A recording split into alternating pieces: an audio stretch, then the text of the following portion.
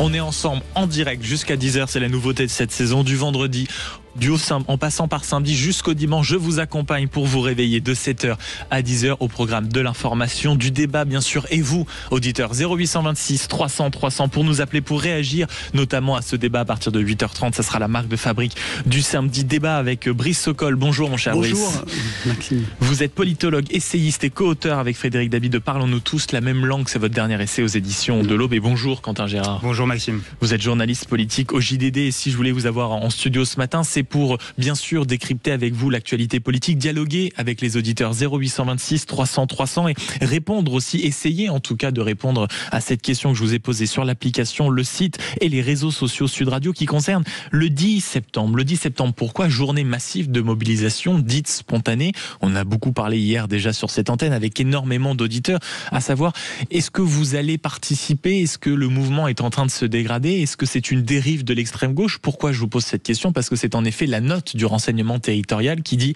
attention, si le mouvement a pu naître du côté de l'extrême droite, aujourd'hui c'est en train d'être totalement, mais alors totalement récupéré par l'ultra-gauche et l'extrême gauche, c'est-à-dire action violente, risque de sabotage, risque de blocage, et c'est quand même un tout petit peu dangereux évidemment. Et donc on vous pose cette question, 10 septembre, est-ce que le mouvement est sous-estimé par le gouvernement? Bien sûr, pas du tout. Mais tenez, venez interagir 0826 300 300, posez votre question, vos réactions, dialoguez avec nous si vous trouvez que le gouvernement prend ça un peu de haut, parce que j'aimerais vous faire écouter un certain François Bayrou. Il était au JT de 20h et voici ce qu'il a répondu à propos du mouvement du 10 septembre. Mais excusez-moi, 100 000 personnes, c'est un chiffre, vous qui connaissez, assez bas pour la société française.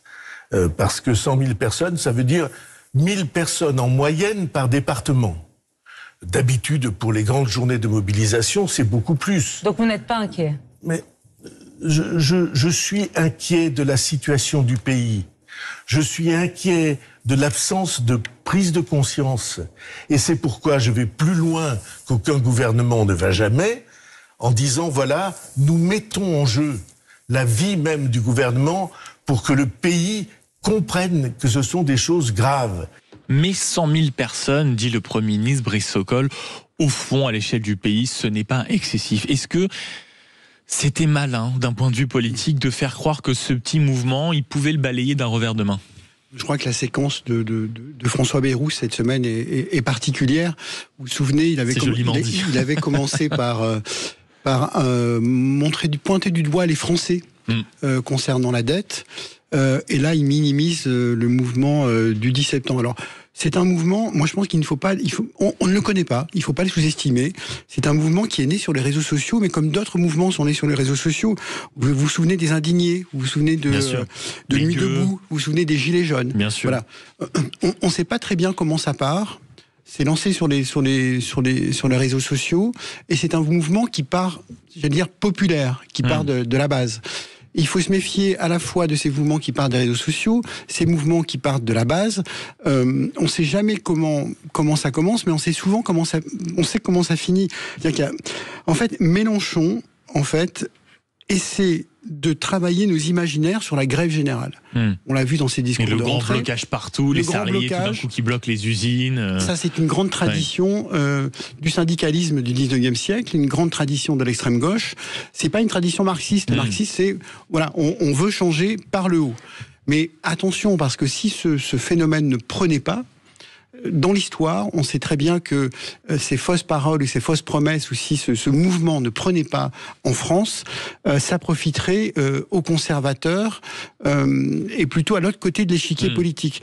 Donc moi je dis vigilant sur ce mouvement, mais l'histoire nous a montré que ces mouvements populaires qui sont nés des réseaux sociaux peuvent avoir de grandes conséquences dans ce pays. 0826 300 300, vous aussi vous pensez que le gouvernement sous-estime ce mouvement parce que vous vous préparez peut-être à aller manifester, et oui bien sûr il va avoir du monde et peut-être que les blocages et les actions seront beaucoup plus nombreuses que celles estimées actuellement. Quentin Gérard, journaliste au JDD, est-ce que le gouvernement est en train, on va dire en tout cas officiellement, de prendre de la distance, c'est-à-dire à sous-estimer ce mouvement pour ne pas lui donner trop d'importance. Vous l'avez très bien dit, c'est assez difficile à appréhender comme mouvement.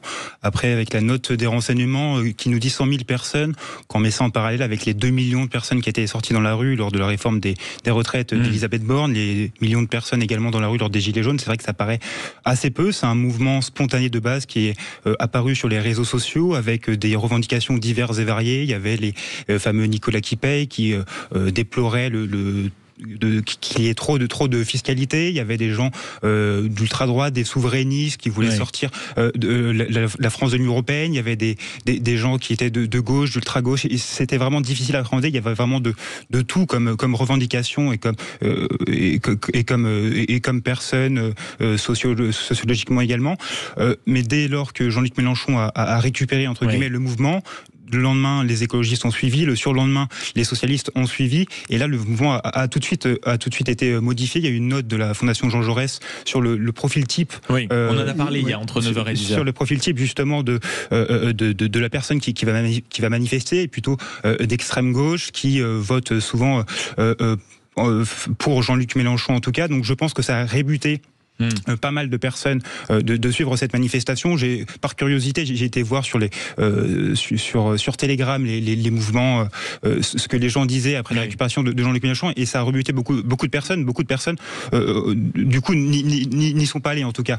Donc le risque, c'est pas qu'il y ait de grosses manifestations spontanées, parce que ce sera des 100 000 personnes, c'est quand même assez peu à l'échelle de l'histoire de France sur les grandes manifestations, et même à l'échelle récente. Mais le risque, c'est plutôt des pillages, des attaques ici et là, avec des mouvements de Black Bloc ou d'ultra-gauche. Et comme on a pu le voir, mais c'était beaucoup de réactions, et peut-être que vous voulez le redire ici à l'antenne de Sud Radio, 0826 300 300. Beaucoup de réactions hier d'auditeurs qui avaient peut-être envie à un moment d'aller manifester et qui nous ont appelé hier en disant, bon écoutez, très franchement, si c'est pour se retrouver au milieu d'un drapeau palestinien, au milieu de classeurs, au milieu de Black Blocs, alors que nous, tout ce qu'on voulait, c'était expliquer peut-être que en tant qu'artisan, mais à la fin du mois, je suis étranglé comme il n'y a pas, alors que je fais bosser un certain nombre de personnes, etc.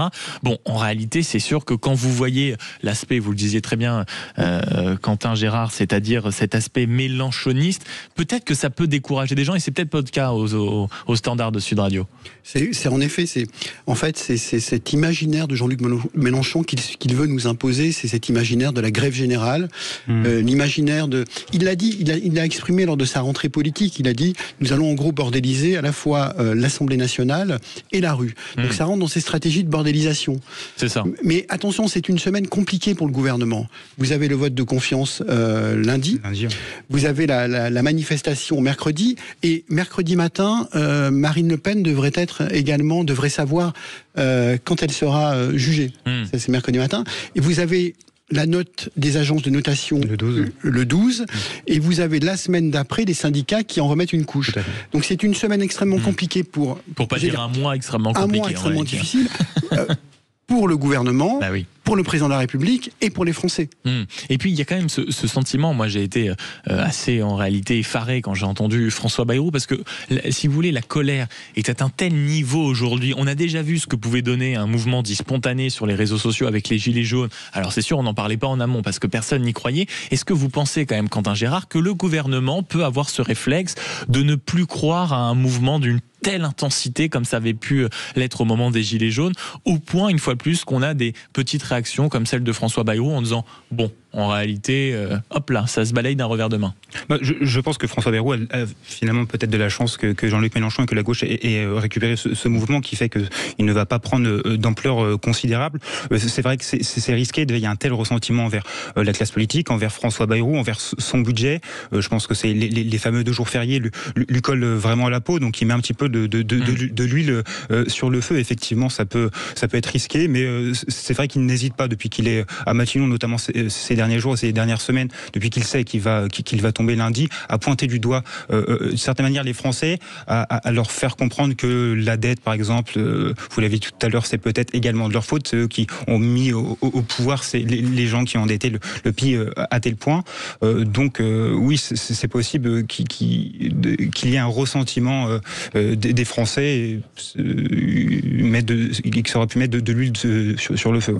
Il y a cette question bien sûr de l'huile sur le feu, Brice Sokol et Quentin Gérard, mais il y a quand même au bout d'un moment d'autres paramètres. Bien sûr qu'il y a eu aujourd'hui de la récupération et qu'il y a de la récupération, on voit qu'elle est absolument partout. Bon, d'un côté vous avez le RN qui parle, je crois que c'est dans la bouche de Julien Audoul, d'un mouvement pourri idéologiquement. Vous avez l'excessive récupération, mais quand j'écoute par exemple Bruno Retailleau qui était en déplacement hier, je vous propose de l'écouter parce que là aussi, si ce n'est pas la même, on va dire la même moue un peu boudeuse à aborder le sujet, vous allez voir, on frôle un peu la légèreté quand même.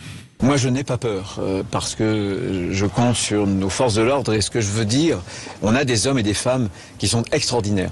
De courage, je veux saluer les gens de la CRS, je veux saluer aussi bien sûr le procureur, le préfet, tout le monde est mobilisé et les résultats qu'on a déjà obtenus, qu'on va obtenir, on le doit à ces hommes et ces femmes qui se dépensent matin et soir pour leurs concitoyens.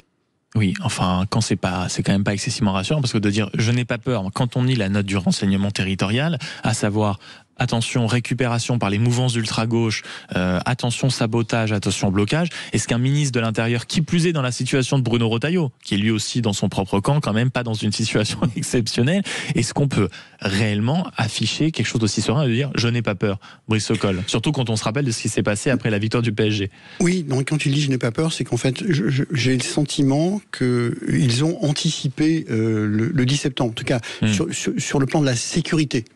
On a un ministre de l'Intérieur qui, depuis qu'il est arrivé, a quand même fait monter d'un niveau la notion de sécurité publique.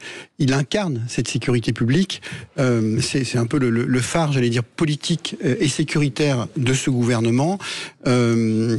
Mercredi, il ne sera peut-être plus ministre en plein exercice. Enfin, le gouvernement en affaires courantes. Exécutera les affaires courantes. Je pense que le ministre de l'Intérieur reste et restera à sa tâche. Le mot de la fin, Quentin Gérard. Pour Bruno Retailleau et à son poste, il soutient forcément les forces de l'ordre. Hier, on l'a vu, il soutient les préfets. Il commence à être habitué à ce type de mouvement ou à ce type de pagaille dans la rue. On l'a vu effectivement avec la victoire du PSG en Ligue des Champions. On l'avait vu avant lorsqu'il y avait Gérald Darmanin. Je pense qu'il a bien anticipé les choses et il fait confiance en tout cas aux forces de l'ordre qui font leur travail, qui feront encore une fois leur travail le 10 septembre également. 0826 300 300 si vous voulez participer, réagir à ce débat tout au long de la matinée. Vous le savez, le standard est ouvert. Aude vous attend. Merci beaucoup Brice Sokol, essayiste et politologue, auteur de votre dernier livre en compagnie de Frédéric Dabi. Parlons-nous tous la même langue aux éditions de l'Aube. Et merci beaucoup Quentin Gérard, journaliste au JDD, journaliste politique au JDD, d'avoir été